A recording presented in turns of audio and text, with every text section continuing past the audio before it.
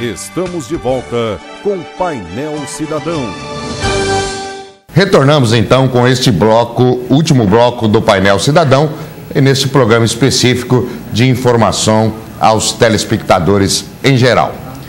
E mais uma notícia aqui também do mundo jurídico. O Clube Atlético Paulistano terá que incluir companheiro de sócio como dependente. O juiz de direito Dimitrios Arvos Vareles, da 11ª Vara Civil de São Paulo, determinou que o cirurgião plástico Mário Ward Filho e a filha dele sejam incluídos como dependentes de médico infectologista Ricardo Tapajós, sócio do Clube Atlético Paulistano. Em agosto de 2010, o Conselho Deliberativo do clube não acolheu o pedido do sócio que queria ter como cotitular o companheiro. O clube, que aceita um casal, mesmo não casado no papel, tenha título independente, não permitiu que isso acontecesse com casais do mesmo sexo. Em outubro do mesmo ano, a comissão jurídica do clube elaborou um parecer favorável ao pedido do sócio, mas, no entanto, na hora de se decidir, o clube negou pela filiação.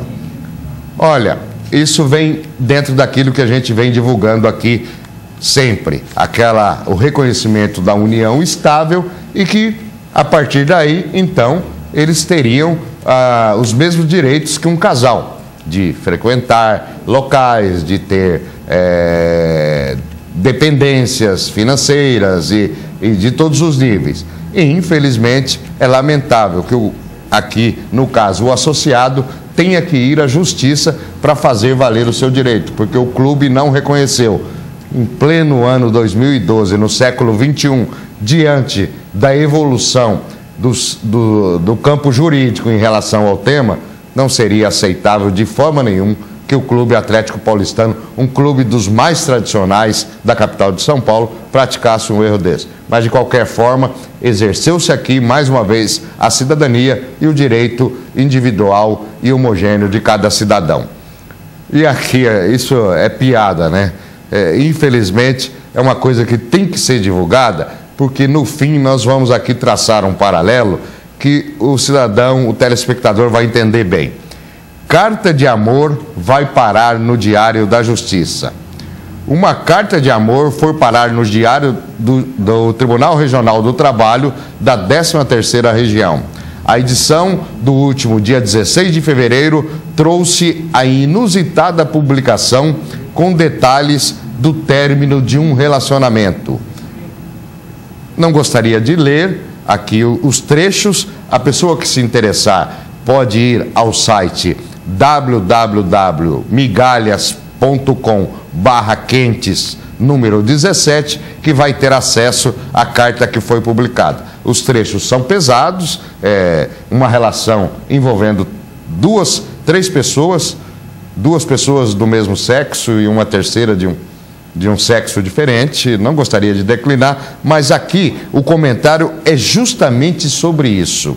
Veja bem, hoje o cidadão chega nas repartições públicas, está lá escrito no tabuleiro: ofender funcionário público é crime, desacatar funcionário público é crime. Olha, funcionário público cumprir com a sua função para a qual foi aprovado em concurso de prova e títulos também é obrigação, tá? Hoje o que nós temos é, infelizmente, funcionários da Justiça, como da maioria dos órgãos públicos, totalmente desinteressados, sejam por salários, sejam pela morosidade da Justiça, seja por problemas pessoais, seja por isso, por relacionamentos que não deram certo, por relacionamentos que não se procrastinam. Infelizmente é isso, mas tem que ser cobrado do funcionário público também, como está sendo cobrado do judiciário hoje. O judiciário está sendo investigado em todos os níveis, em 22 estados da federação. Então o funcionário público também tem que ter responsabilidade, porque ele recebe o salário, ele recebe pela função. Em contrapartida, ele tem que prestar serviço. Esta é uma situação que tem que ser melhorada nesse país. Nós não estamos investigando o judiciário, vamos investigar também o servidor público. Ele é pago com o nosso salário, ele é pago para desempenhar a função. Eu pergunto, se eu venho aqui na TV Cidade e não desempenho o meu papel, a TV Cidade vai me demitir. Eu não sou profissional qualificado para exercer o meu trabalho. A mesma coisa o funcionário público. Se ele não é capaz de prestar a sua função, de realizar o seu trabalho e se estender como num assunto desse vergonhoso, colocar uma carta de amor no Diário Oficial da Justiça ao invés de uma publicação de um processo.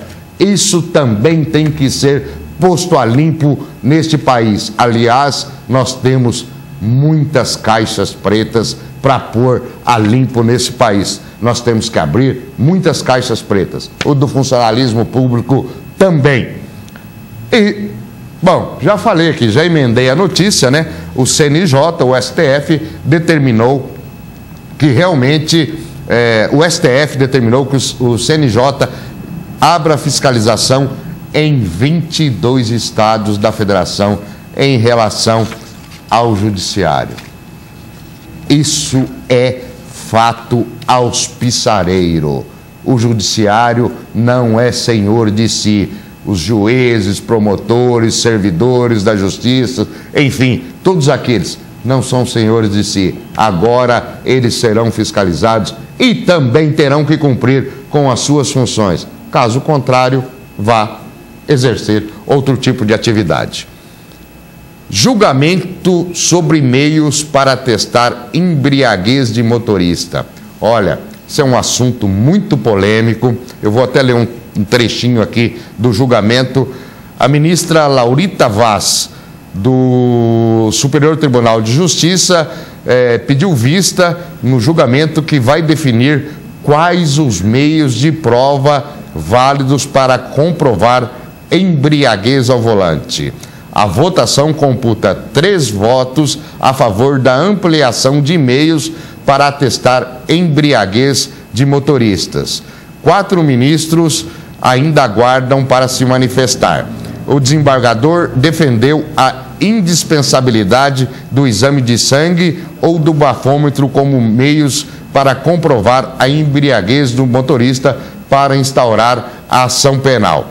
Ele observou que coube ao Poder Executivo editar o artigo 306 do Código de Trânsito Brasileiro. É justamente esse artigo 306 que está sendo muito questionado, até em nível de inconstitucionalidade. Muitos, 3 votos, já votaram pela inconstitucionalidade desse artigo, que prevê formas de se averiguar a embriaguez. Por quê? O exame de sangue, o motorista não está obrigado a fazer.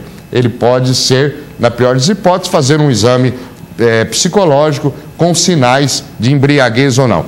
É necessário, é extremamente saudável essa discussão. Por quê? Porque quem se nega hoje a fazer o exame de sangue não faz prova contra si, é uma garantia constitucional, mas em contrapartida também não prova a embriaguez. E nós sabemos que ela existe. Em muitos casos precisa ser provado, porque nós temos danos à sociedade, como lesões, invalidez de pessoas, até morte em acidente de trânsito, causados por motoristas embriagados. Então é importante que se defina as formas como serão investigadas essa embriaguez. Por quê? Atualmente, da forma que é feita, fica por isso mesmo. O motorista pode estar embriagado, ele se nega a fazer o exame, ele não é obrigado a fazer prova contra si e fica por isso mesmo. E na maioria das vezes, quem sofre com todos esses prejuízos é a sociedade em geral.